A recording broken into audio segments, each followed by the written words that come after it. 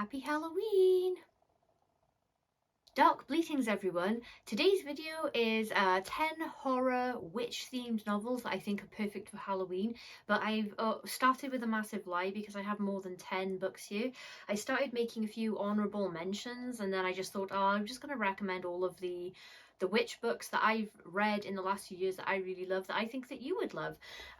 So these are varying levels of horror and subjects and everything, tone, blah blah blah blah blah. So I hope to give you a good variety of things, even though the topic is all witches here. So actual honorable mentions first. For people looking for witchy books, I was going to dress up as a witch for this video, but I've been really ill recently. I'm recovering. I probably still sound a bit weird. I've been recovering from a hideous cold.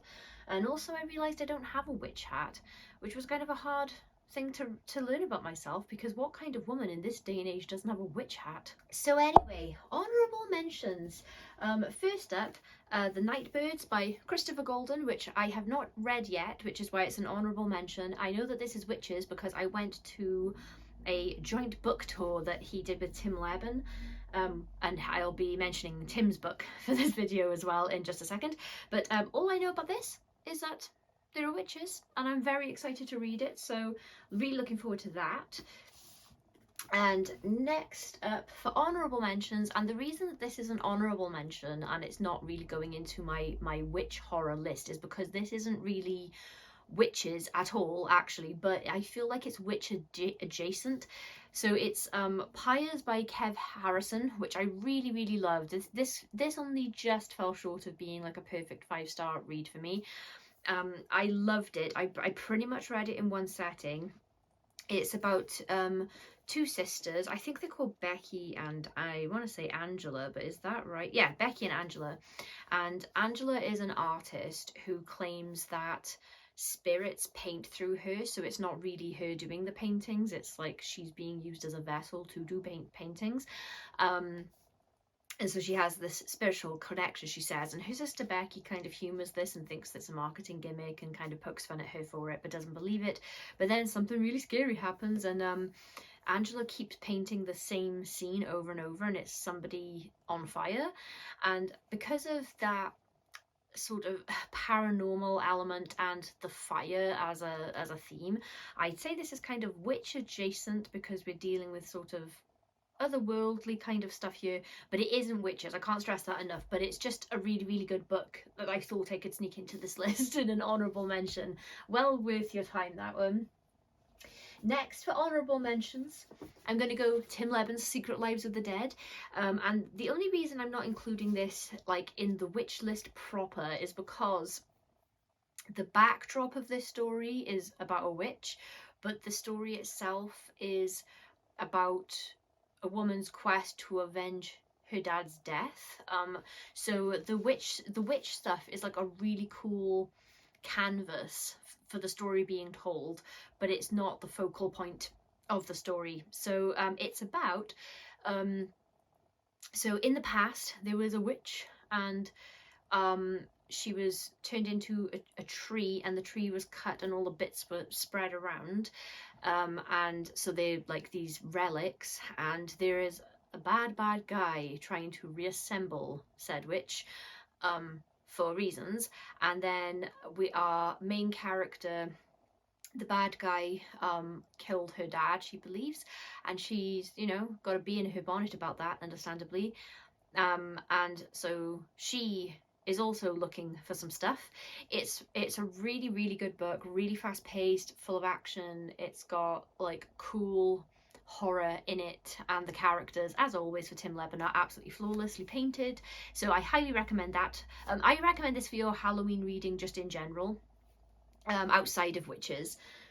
Okay, so where do I even start? Let me start with the 2 ebooks, because I've got physical copies of everything else and I'm afraid I'll forget the ebooks if I start whipping out the physicals. So this one, it's hard to talk about this one because there's a thing that comes up, and it comes up towards the end. But Grey Dog by Elliot Gish is an amazing story that I can't really, this kind of could be more of an honourable mention kind of thing because of the way elements are brought in. Sorry, I'm being so vague because I really don't want to spoil this book, but if you want atmosphere, witchy atmosphere, I think that this is perfect. And there are supernatural things in it, but it's about a woman that goes far away from home to work as a teacher, and she has essentially been banished by her family because of some shameful act that we do find out about later on. But she's carrying a lot of shame and rejection and all sorts of stuff, and so she's just trying to like get on with life. And she makes friends with someone in the town that other people would not recommend you make friends with, and then things happen. It's really, really thick with atmosphere and dread, and there are like scary scenes. There's this one sort of forest scene that gave me the same as Salem's Lot did, so I really, really, really enjoyed that, and I wholeheartedly recommend that. And then the next ebook, and the last one on this list, is They Are Cursed Like You by S.O. Green and Holly Cornetto, and I absolutely love this book. This is proper witches. This is a contemporary setting. We've got a coven of witches, one of whom we know is ancient by pretty much all standards. So they're sort of older witches, both in appearance and actual age. That have, you know, been doing magic together for a while. And then we've got a group of teenagers, think kind of like The Craft kind of thing. They're just getting into their witchcraft. So they're like a young coven, if that's what you want to call them. And they cross paths with these more established witches for absolutely horrible reasons. And yeah, just things about the characters and their relationships and everything is illuminated because of this meeting and because of what happens going forwards. There's murder, there's like this, I think this, they called this like book one of like the Trailer Park Witches or something like that. And I don't know why, but because they were teenage characters, like I wouldn't say that this is a YA book at all, but because they were sort of teenage characters in it, I just assumed that this was going to be light on the horror. It is not light on the horror, it's not light on the violence. There's some witchery and some gore afoot here, so I cannot recommend that enough. I absolutely love that book. I've been meaning to get a physical copy of that for years since I read it, probably, well, a year or two since I last read it, I don't know. But yeah, wholeheartedly recommend that if you're into witches and you like a blend of contemporary with some sort of more classic elements. You've got it all in there. Editing Kaylee here. I'm an idiot that just realised I forgot to put Summer Cannon's You're Mine on this list. I don't know how I could possibly forget this, but as I was editing and I was thinking about the horror of They Are Cursed Like You, I thought, oh my god, how did I forget the carnage of You're Mine? So, You're Mine by Summer Cannon is about a teenage girl who is becoming a witch, and she's with a guy who is clearly very toxic and also into the witchcraft and stuff. And this one is harder to talk about in any detail because of a massive spoiler, but the story takes a very unexpected, very savage turn, which I loved, which I haven't seen in a witch story before. And I'm quite obsessed with it. Summer Cannon is lovely. She looks friendly and lovely. But oh my god, can she write horror? So I would absolutely put that on your list. If you're looking for scary witch stories, that is a great one.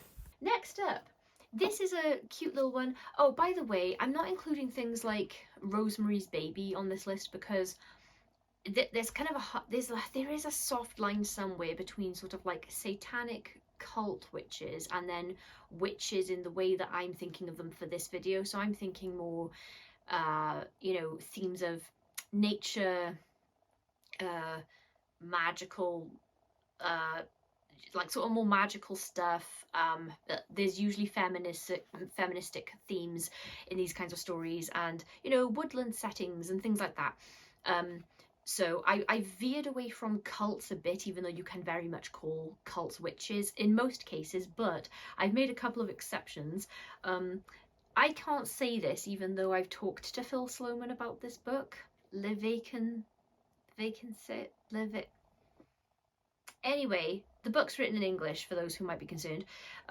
This is a little novella about a couple whose marriage is kind of, it feels like a little bit like it's heading towards its last legs, and they take a little trip. It might be their anniversary or something. I think they're in France, right? I think. Are they in France or Spain? Oh shit. Is this French? Anyway, I might not be very good with languages, but I know the story really well, okay? So just trust me. So they're staying in, it's basically like an Airbnb, like little place, and the woman that runs it, the wife in the couple absolutely hates her, thinks that she's a harlot, and the husband has no issue with her. And then the woman who runs it, mother, is also there, and they have split opinions about her too. The place that they're staying, the town they're staying in. The wife is increasingly panicked that something is just effed up here, and the husband is not listening to her. So in terms of actual scenes of witchery, it's a short book. Most of it takes place through the eyes of the couple and the experience as they're having it, but we do get to a really great finale. So this is more of a sort of shorter and more brutal read, and then the other one that I would say is more culty, but it's definitely witchy enough to be included in this list, is Nana by Mark Taus.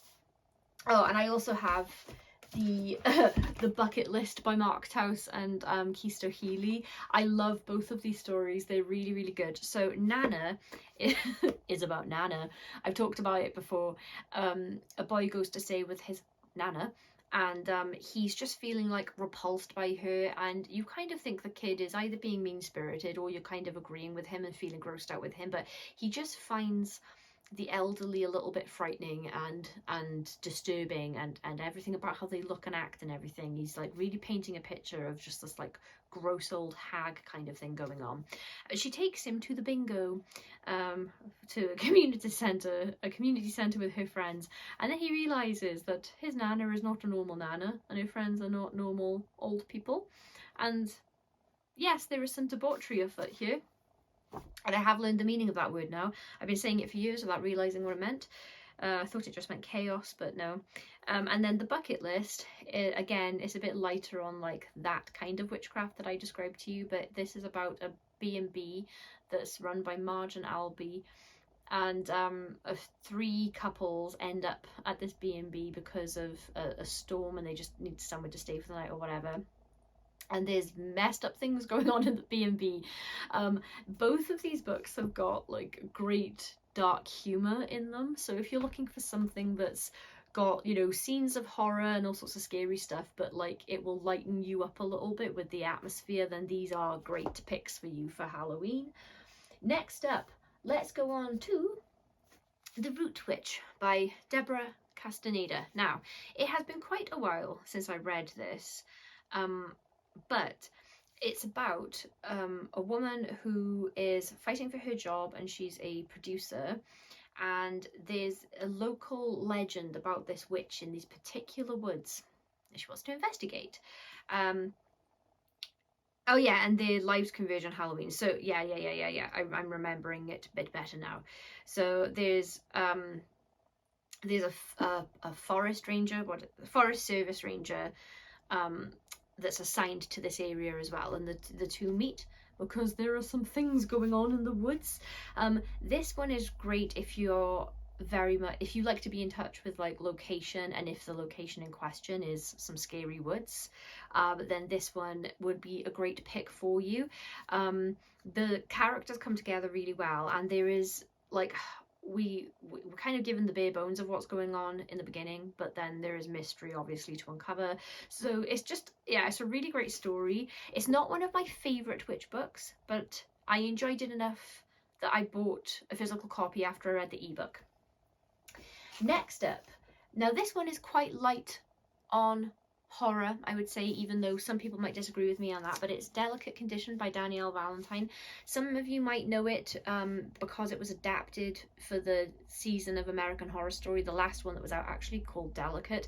They did take liberties with American Horror Story though, and they changed quite a lot. So I would say the second half of the season veered quite wildly from the book, whereas the first half was quite loyal.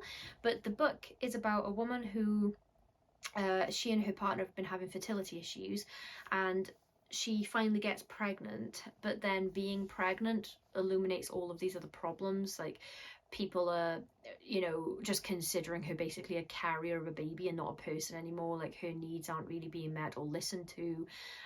You know, when she's experiencing really unusual and high levels of pain and scary stuff, people keep telling her that that's normal, and she basically just needs to get over it because this is what's happening. And so it's there obviously there are underlying themes here. Medical neglect and misogyny are two of the most obvious ones.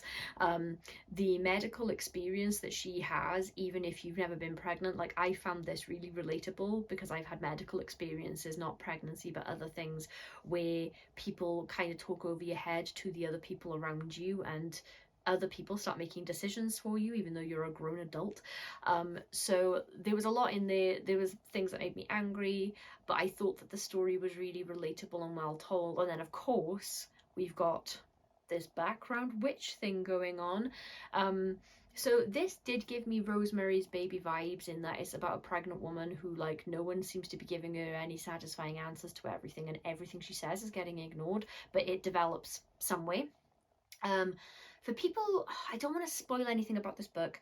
This is a good read for you if you would like to dip your toes into horror, but maybe you don't want to go full-fledged horror story, if that makes sense. Like, people who don't want to be scared, but maybe they'd enjoy the themes. I think that that's a good pick for that.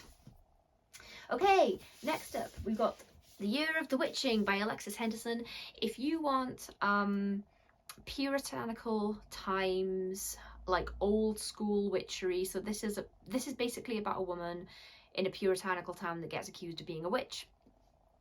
So it's kind of a classic witch story, which is unfortunately true to our history as humans, as especially true for history of certain types of women that maybe didn't fit into society. You know, like when some farmers' crops fail, so obviously that's a woman's fault. It's kind of got that going on, but it seems that there might actually be some magic going on. And yeah, if you enjoy that sort of that old school setting, that tiny town, lack of technology, all of that kind of stuff, then this would probably be a good pick for you as well. I can't really talk too much more about it as a story. It's a woman's journey of self-discovery, and then her reality versus like the perception of her from the people around her and stuff. But that's a really, really great story. Great climax as well. Okay, this is no, I'll get to that in a minute. Right, let's go actually. Hex by Thomas Oldhevelt. I'm so sorry, I F up Thomas's name every time. I haven't talked about this book for a while. This is one of the more unique takes on witches, in my opinion, of this whole pile, because this is about a town where there is just a local witch and everybody knows and acknowledges the witch, but it's a really weird scenario. So the witch just appears around town in places, and she never talks, her mouth is sewn up, and she doesn't seem to do anything apart from just exist. So she could just appear in your dining room, for example, and then, you know, she might be there for 2 days and then just go. She doesn't interact with anyone. She doesn't seem to acknowledge anybody else. She's just appearing in places.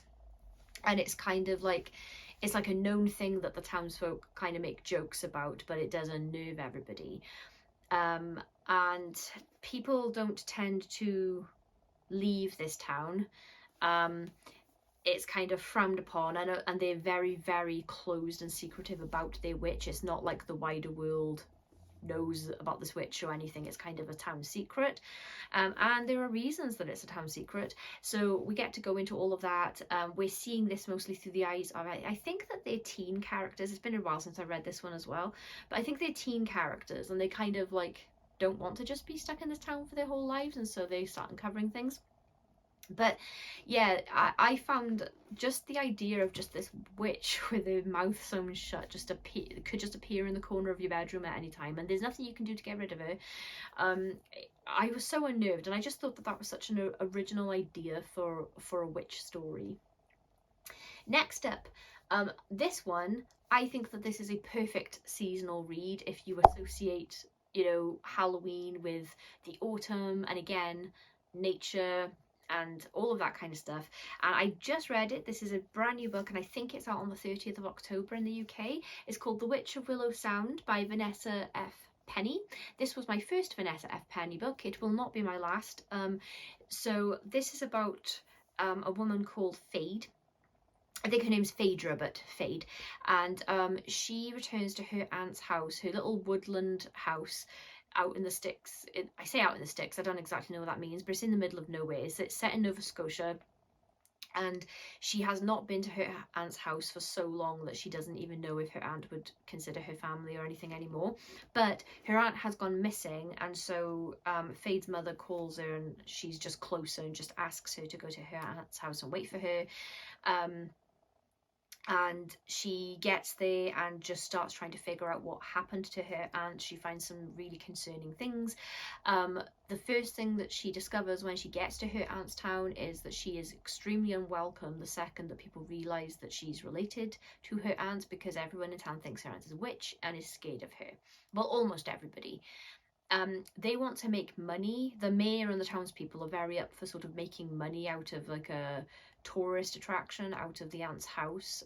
They don't give a crap that she's missing. They don't care what happened to her. They just want the land so that they can rake in some tourist cash from it, because they enjoy having the local legend.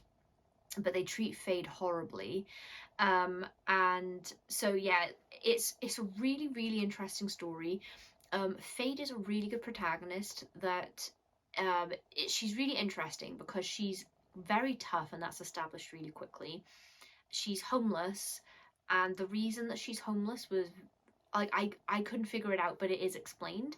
And you just really get a picture of this character, that she's a good person with some trauma, and it's led to her circumstances, but she is very caring. And the other thing that I really, really liked about this story was that all of the characters are so beautifully painted so quickly. Like, you can see them immediately, like the second they step onto the page. It's like you've seen them and know them. The only other author I've ever read that is that quick and effective at establishing characters is Rachel Harrison. So I was really, really impressed with that. The only disappointment that I had with this personally is because I was hoping it was going to go full-fledged horror, and it is a horror novel, but it is very, very light on the horror elements. This is more about connection and family and traditions and alternative ways of living and things like that. It, like, don't get me wrong, the Fade does become in quite a lot of danger at some point, so there is a scary aspect to it. But the prologue opens with someone is on fire, and we're getting descriptions of what happens to the body when it's burning, and that setup to me felt like this was going to be like a full-on horror novel, but then by comparison everything else was very tame. So just bear that in mind if you're looking for horror. But this is a wonderful book. I wholeheartedly recommend it. Really enjoyed it, and I think this is the author's debut, so I'm really impressed, and I just can't wait to see what she does next. Okay, we've got 3 more for you. Now, sometimes I do a thing where I'm like, oh, only 1 book per author on a list, but you know, that's not the point of this list. So I've got 2 Adam Neville books for you. For witches, I've got Cunning Folk and The Vessel. So Adam Neville delves in folk horror quite often, and there are a lot of his books actually you could kind of like sneak into some sort of witch list, but witches proper is where I was going for. So Cunning Folk is about a family, a man, woman and daughter that move into a proper fixer-upper of a house, and the next door neighbours are not people you would want to live next door to, for some scary reasons. And this is a lot about family relationships and how this family kind of falls apart because of these neighbours, because the guy is kind of at war with them almost immediately, and he's kind of seeing like that they're not right. whereas the wife never wanted to move into this house in the first place. It's eating up all of their money, all of his time. There is an accident fairly early on that she blames him for, and I had kind of that kind of family dynamic stuff. There was a little bit of like The Shining going on for me there, and maybe just a smidge of Pet Sematary, but Adam Neville style, folk horror style. So yeah, this couple are horrendous, but there's nothing that he can do about it because the couple are kind of revered around town, which is a good twist on these kinds of characters, because these are normally the kind of characters that everyone's afraid of and they, you know, outcast, whereas that's not the case here. So I think Adam did some really interesting things with these tropes, and it's there's some great scary scenes and stuff that's kind of like funny in a dark way. If you've ever lived next door to someone, I've been very lucky with the neighbours that I've had in the house I'm currently in, but I've had terrible neighbours in the past. And oh, there was a bike, or a car or something. Anyway, so yeah, a lot of it was like really relatable, like kind of in a funny way. And then the next up, which I would say is the most witchy of Adam Neville's books, is The Vessel. This is very different in writing style to his normal style, because I think he said he wrote this as a script and then adapted it for a book, and it's missing the inner monologue, which normally takes up quite a bit of the prose, especially in an Adam Neville book. So it was really interesting because he was relying all on sort of like action and interaction to convey everything, and I thought that it worked really well for the pacing of a book like this. So this is about a woman, a single mum, and she's either separated or divorced, but in any case the situation with the ex is not good, and I thought that Adam did an excellent job of showing us that, considering there was no internal monologue. There were just clues in the dialogue and stuff that made me really nervous for her. And this woman works as a carer, and she's always stressed with work because she doesn't have anyone to take care of her kids, so she often has to take her kid to work with her or call in and she can't go or whatever it is. So she's really struggling. It's a character that's very easy to root for, I found. And the woman that she's caring for, Flo, is just this horrible woman that doesn't seem like she could cause any harm. Like she feels like too frail and immobile is how she's presented. But then there's a scene where she like grabs onto a protagonist's hair and stuff, and she's just awful and awful. It's like it's a horrible person to have to care for, and you know the situation is really dire. But Flo takes a liking to our protagonist's child, which is very unnerving. And then there are some really scary scenes towards the end of the book. I loved it. I loved it. It again, writing style. If you're trying to dip in to see if you enjoy Adam Neville, this isn't a good book to start on, because again, this is completely different to his usual writing style. But I absolutely loved it. Wholeheartedly recommend it if you're looking for a good scary witch story for Halloween. And the last one, and I've saved this one for last because I think that this is the perfect seasonal read, and it's definitely the perfect book for this list. And it's Slewfoot by Brom. It took me ages to get around to reading this, and then I wondered why it took me so long to get around to reading it, because it's wonderful.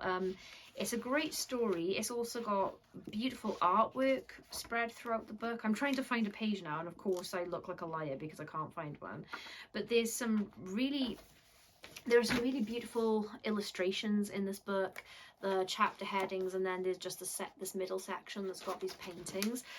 It's about, again, we're kind of in puritanical times. It's about a woman that lives in a town, and you have to be married really in this town if you're a woman, because that's the day and age we're in. And her husband has an accident and dies, and so she's left all alone. And then immediately there are people, it's her brother-in-law, I think, wants to jump in and take the property, and they had farmland and stuff. He wants to take it from her, and she manages to convince like the town elders or the mayor or whatever that to give her time to sort this farm out herself. And then there's some little magical woodland creatures appear, and maybe there's a reason that her husband died. And so this is a real again, this is a self-discovery story on a backdrop of really purely patriarchal times. The character I was always nervous for, because by the fact that she's just a woman, she's doomed, and she's a woman that the town people don't really like because they think that there's something wrong with her because she's the kind of person that doesn't fit in. That's the great thing about witch stories, and I think why so many people relate to them. It's the outcast stories. So I'm sure that there are thousands of people that can relate to some sort of outcasty feeling, and witchcraft is such a great sort of like vehicle to tell these stories through. But yes, Slewfoot is the perfect story if you want classic magic, classic witches, classic setting, classic backdrop in terms of side characters and other external strifes, and atmosphere. Overall, more than anything, atmosphere. It has a really explosive ending that I wasn't expecting for some reason. I like, it's kind of a slow burn, but like it again does lead to an explosive ending, so it's definitely worth it and a very enjoyable ride. And so yes, this is my number one pick for this season, but I do recommend every single thing I've mentioned to you. I hope that this was a fun list, and I hope it's given you some cool things to read. If you have any sort of witchy recommendations for me, there's a whole ton of stuff that I haven't read. If I've missed any of your favourites, it's probably because I haven't read them yet. Please let me know in the comments. I'm always looking for more books with these kinds of themes and topics. And I hope you all have a wonderful spooky Halloween. And to those that are going, I will see you at the World Fantasy Convention. Really looking forward to it. See you next time. Bleed!